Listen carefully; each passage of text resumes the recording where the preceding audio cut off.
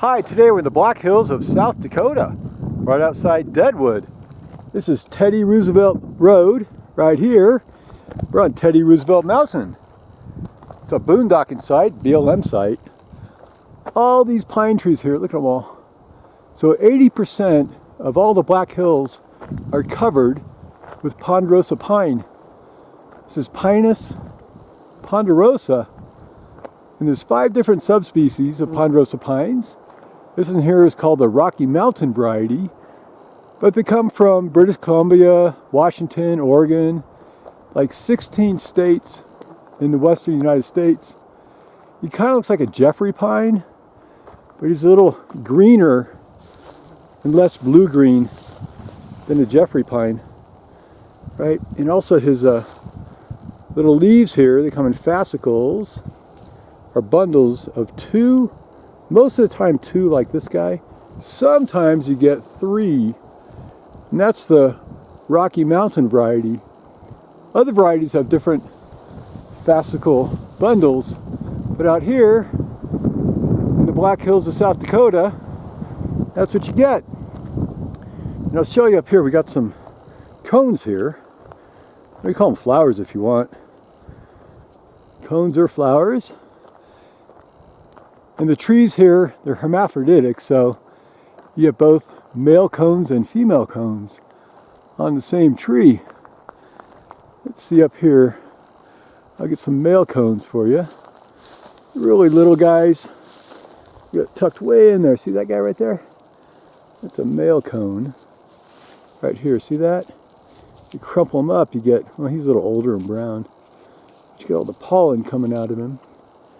And he fertilizes the female. Right here, see that one there? Little, almost like little egg shape. Here we go. Little scales, little egg shape. Get a bunch of these on little clusters on the ends of the stems. See that? I'll show you the bark. Here's a good one over here. I'll show you the bark for this guy here. Right, he's got this kind of reddish orange bark, all scraggly here. He peels off a little bit like that, but he's actually really tough. See how reddish he gets underneath? Okay, and he's great for woodwork. You could use his limbs for firewood, make a building. Uses needles here for weaving together, make baskets. And also the needles here, you can boil them in water, and it helps with your fever or your headache. Oh, look, this guy here has 3. Look at that, 1, 2, 3.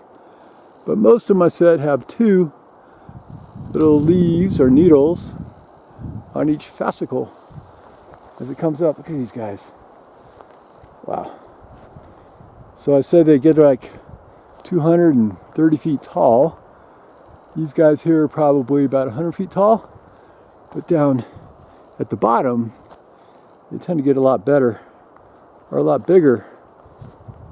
And the Native Americans, well, they ate the seeds and the inner bark, and they chewed on the dry bark, right? And they used the limbs, of course, for building and fire materials.